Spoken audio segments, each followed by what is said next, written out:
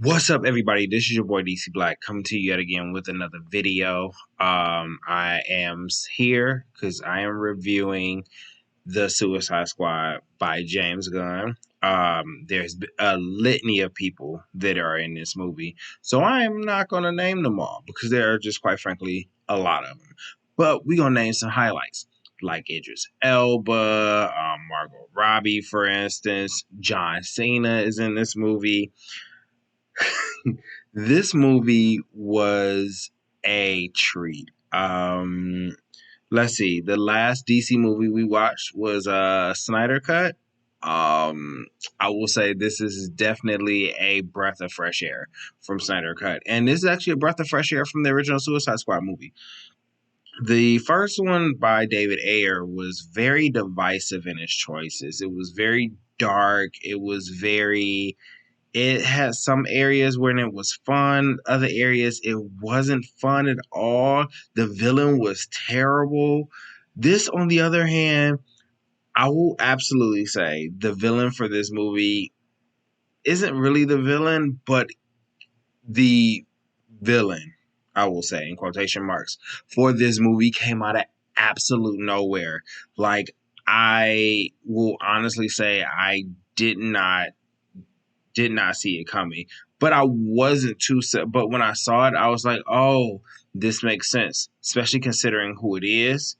Um, I I'm not too surprised about the villain, but just for the simple fact of just who it is, and the fact that in any other movie, if you was to pick any other movie for this villain to show up, it would be very cheesy. But it works here because this is a cheesy movie that has serious moments, and I loved it. I from the beginning of this movie, I was cracking up. Like, the movie starts off and it just starts off with a bang. Like, okay, you know where you are. You know what you're. This is the Suicide Squad, so you already know what you're getting. You saw David Ayer's version. I don't have to walk through and introduce you to the blah blah blah Suicide Squad, blah blah blah, Task Force X, blah blah blah blah, Amanda Waller, blah blah blah. Um, uh, what we do, blah blah. I'm gonna blow your head up. Even though they kind of go through those things, you don't have to necessarily go through it because you've seen it already. So you already know what the Suicide Squad is about. So this movie starts you off, like I said, at 100. You're already off to the races. Um, it starts. I mean, this is gonna be non-spoiler. Maybe I'll talk about some spoilers and I'll let you know when it's spoiler territory, because this movie's pretty straightforward. I don't really see this being a spoiler to I don't see this being too spoilerish or something happened where you'll be mad somebody spoiled it. Unless someone spoils the post credit scene, which then I will be like, oh, okay, well, that is kind of a spoiler, but we're not going to get into that right now. The movie starts off at 100 and it is hilarious. Hilarious. And I love what James Gunn did with this movie because he really borrowed a lot. He borrowed some things from Guardians. Like, Guardians is a very silly, very goofy movie. Sometimes it can be, sometimes the cheese is definitely there in Guardians. But this was the same way. Like, he treated Suicide Squad like Guardians, but in a more darker tone, which I love that, because I mean, with Guardians you can't necessarily go that dark because it's Marvel. Now he's over on the DC side of things. He can let loose. He can, the cuffs are off, baby, and he, trust me, and he does. He takes Suicide Squad by the horns, and he drives that thing into the sunset. There's a lot of people die. Like, a lot of people die. I mean, it's a Suicide Squad, right? If no one died in a Suicide Squad movie, I would think that was a little strange. And I would think the person that did the script didn't really understand the object or purpose of the Suicide Squad. But one of the things he does with this, which I find interesting, is the fact that he really makes this comic, like, there's a lot of comic book things that happen in this movie, which I'm not going to necessarily say, because yet again I don't want to spoil it. But there's a lot of comic book things that happened in this movie, which I was like, oh, that was kind of cool. It made me feel like I was reading a Suicide Squad comic book, which I do occasionally read the Suicide Squad comic books just to peek my head in and out. But it made me feel like that. It made me feel like I'm really in a comic book. It made me feel like James Gunn really appreciate the characters that he used, even though 90% of these characters I've never heard of a day in my life. Had to look up some of these characters, like the Polka Dot Man. I did not know who that was. A lot of these are very 70s and 80s characters that they grabbed. I know Peacemaker, the John Cena's character, just came back into the comic books and was relevant not too long ago. So when DC rebooted, because you know DC has this notion of, oh, if you go see a movie, you gonna run and buy a comic book. Not true at all. Then you have then you have well known characters like Flag or Rick Flag, for instance. King Shark. King Shark is kind of notable. I think he's that in between area of obscurity and notoriety. But the one that's, of course, noteworthy is Harley Quinn and Captain Boomerang. Captain Boomerang. Yeah, that's all I'm gonna say until I until I talk about spoilers. Captain Boomerang. That's all I'm gonna say. But Harley Quinn, and I think Harley Quinn. This is a great segue to kind of talk about the characters.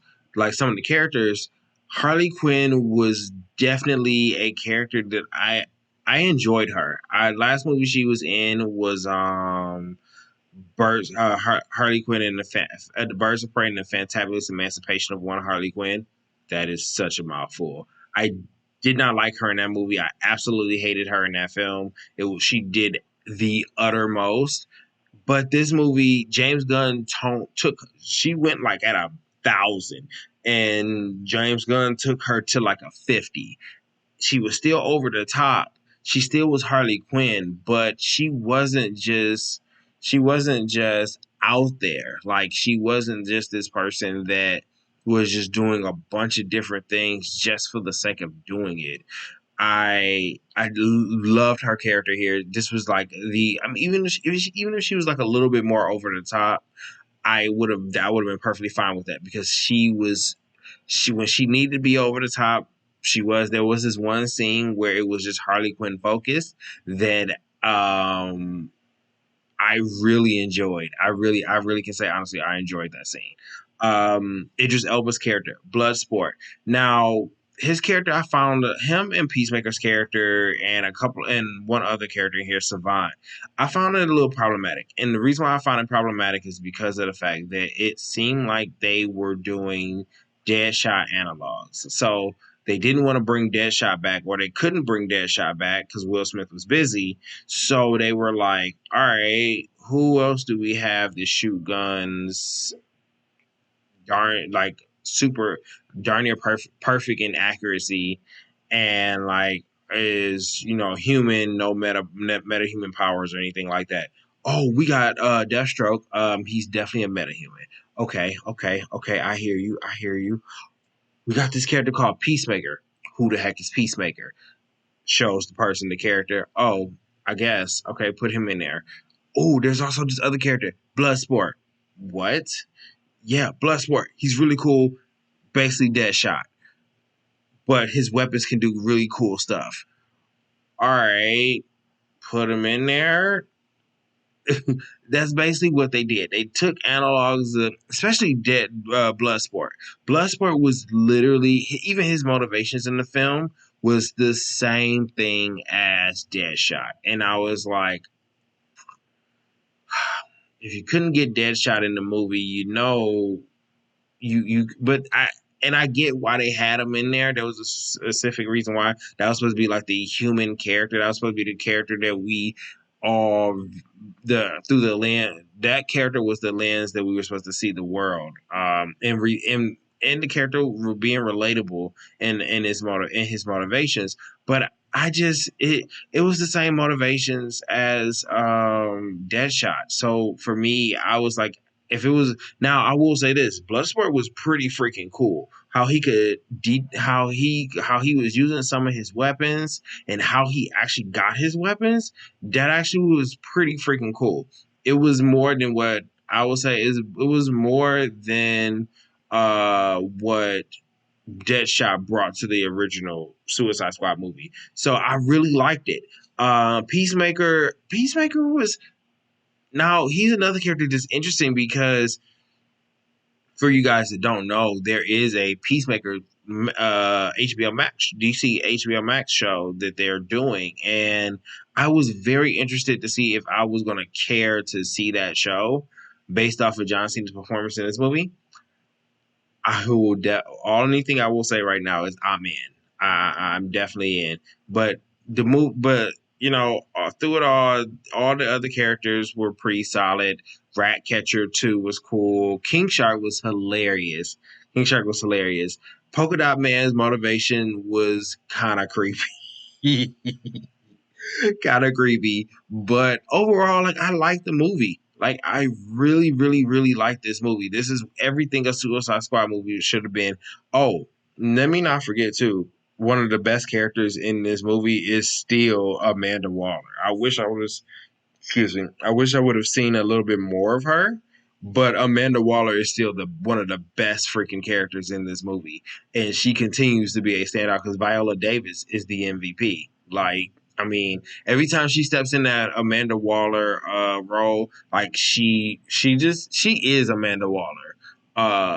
Now, like in my eyes, like if I see Amanda Waller, even if I read a comic book and Amanda Waller is talking, I only hear Viola Davis's voice because she is Amanda Waller and she's so freaking dope. But if I was to rate this movie, I would give this definitely a. Would I give this would I give this 5 out of 5? Hmm. Actually, I probably would. I probably would give this a 5 out of 5. I would give this an A+ because it did what it was supposed to do. It accomplished it. Its goal. It didn't try to have some lofty goal to be some Oscar, nominated movie. It had just like in the Suicide Squad. There's a mission. It had its mission. It accomplished its mission, and it said, "Here it is. Take me as I am." And I'm all for taking this Suicide Squad movie as it is because it is a Suicide Squad film, and yeah, like it's just a fun movie to watch. It's a fun movie to watch, and who am I to argue with a fun movie? Uh, but yeah, so 5 out of 5. I personally would give this movie an A+. Like it does what it's supposed to do. Like every movie has issues, but there's not enough. I honestly can't even think of there were a couple things that were issues, but yeah, like it accomplished what it was supposed to be for me. So I'm gonna give it an A+. Like this was a really really good movie. So I'm gonna go ahead and talk about spoilers. So if you're gonna leave now, if you're gonna exit stage left right now, I totally understand. Somewhere up here, there's an iCard with some more with another trailer reaction or another review that you can go ahead and go watch, or some gameplay as well, because we do game on this channel as well. So you can go ahead and check that out. But other than that, if you're still sticking around, last warning, we're going to talk about some spoilers. All right. So the beach scene of this movie. So the mission is for them to go to Quarter Maltese and take down Jotunheim and Project Starfish. So then Project Starfish don't leave Quarter Maltese, which I was really happy about that they brought up Quarter Maltese. I thought that was really, really freaking dope. And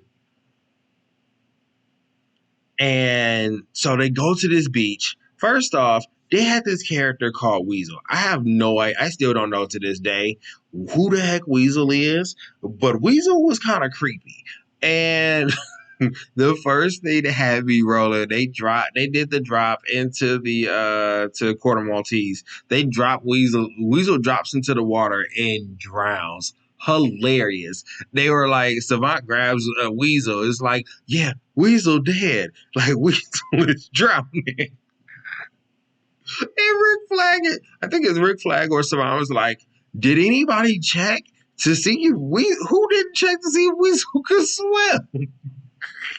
And then all you saw was Amanda Waller's face like, bruh, are you serious? You had one job, getting this team together, and the least you could do, you know we're going to an island, and you're not going to check if they can freaking swim? Huh, hilarious. And then with all the other characters that they have, like Mongal, and they had so many other characters here, TDK, just to name two, because it was so many. They just died on that beachfront. They completely just got wrecked. And Rick Flag, only people that survive in that beachfront is Rick Flag and Harley Quinn. It's and oh, this dude Javelin. And Harley Quinn becomes obsessed with this dude Javelin because she talks to him on the plane on their way there when he dies, because everybody there gets riddled with bullets. And she's like, and dude basically gives her a javelin, and it's supposed to be this very touching moment where he's handing her this javelin. And he's supposed to be telling her something important, but he dies. And Harley Quinn looks over, is just like, finish what you're gonna say. What do you carry this to who? What am I supposed to be doing with this javelin? Oh my gosh. Oh, this movie's so funny. Then, but what you find out though is that there's actually two teams. The Suicide Squad was broken up into two teams. One team was going to be the distraction. The other team was coming up from the side and the beach that's on the side and getting on the island from there. And I'm not going to go over every aspect because I'll be kind of here all. I don't want to make this too long, but that was hilarious.